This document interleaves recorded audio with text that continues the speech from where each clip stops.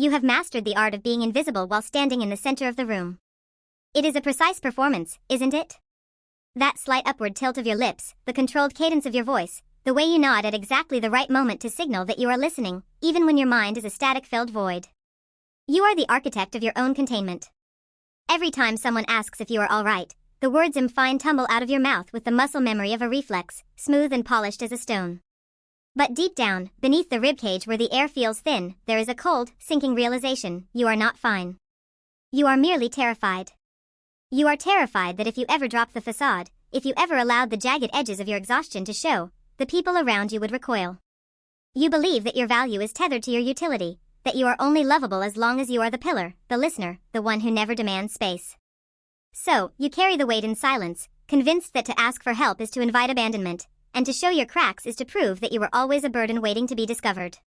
The internal architecture of your life has become a labyrinth of suppressed needs and calculated responses. Consider the silence at 2 a.m., when the rest of the world has dissolved into sleep, and you are left with the unvarnished version of yourself. This is when the overthinking takes root, digging its fingers into the soft tissue of your confidence. You replay the day's interactions, scrutinizing every micro-expression for signs of judgment. Did you talk too much? Did you seem needy? Did you accidentally reveal that you are struggling, and did they look at you with that fleeting, pitying shadow in their eyes? You construct entire narratives where you are the outsider looking in, an imposter who has somehow managed to convince everyone else that you are functional. You curate your silence so meticulously that it has become a weapon against your own healing. You hold your breath, literally and figuratively, because you are afraid that if you exhale, the house of cards you have built, your relationships, your professional reputation, your sense of self-respect, will collapse under the weight of your own honesty. It is a paradox of human connection: you crave to be seen, yet you have spent years perfecting the art of hiding. You observe others expressing their grievances, venting their frustrations, and demanding support, and you feel a strange, sharp mix of envy and disdain. How can they be so careless with their vulnerability? How can they trust that they won't be discarded the moment they stop being convenient? You choose the path of the martyr because it feels like the only way to retain control. If you don't need anyone, they can't leave you. If you don't ask for anything, they can't refuse you. It is a defensive maneuver dressed up as independence. Yet, this independence is an isolating prison. You find yourself sitting at a table with friends, laughing at a joke, feeling the warmth of the room, and simultaneously feeling as though you are separated from them by an invisible, impenetrable glass wall. You are there, but you are not present.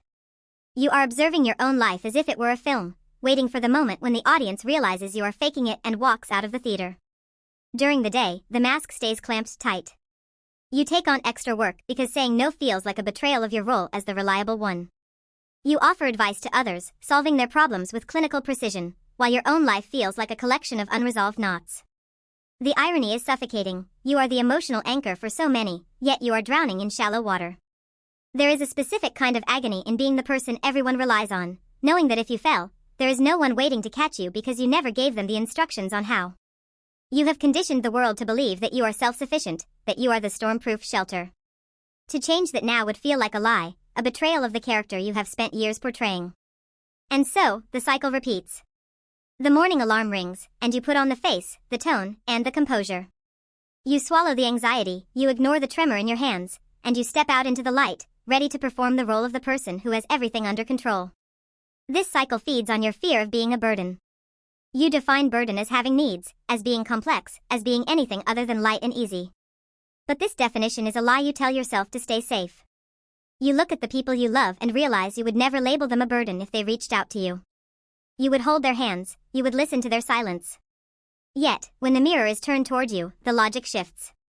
The standard is replaced by a cruel, internal censor that dictates your worthiness is conditional.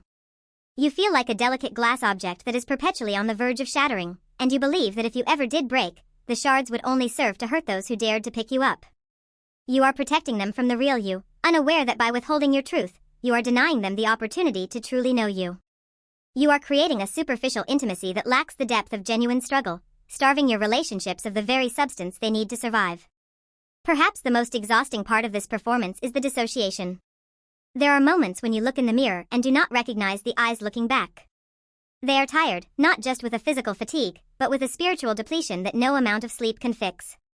You are so busy managing the perceptions of others that you have forgotten how to listen to the whispers of your own intuition. You have prioritized being stable over being human. You have sacrificed your right to be sad, your right to be confused, and your right to be messy at the altar of maintaining a reputation for grace. You are a ghost inhabiting a life designed for someone else, a person who doesn't exist. The weight of this performance is crushing, yet you continue, day after day, because the alternative, confronting the void, acknowledging the depth of your loneliness, feels like a death sentence. But notice the way the light catches your face when you are finally alone. There is no one there to impress, no one to protect. In this stillness, the mask begins to slip. You realize that the burden you fear becoming is not a reflection of reality, but a reflection of your own projection.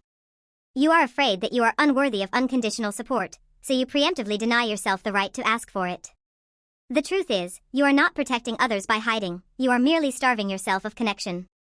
The fear of being rejected is not a prophecy, it is a symptom. It is the echo of old wounds that taught you that your needs were inconvenient. You are still holding on to that old script, acting out a scene that ended a long time ago. The realization is bitter, cold, and undeniably quiet.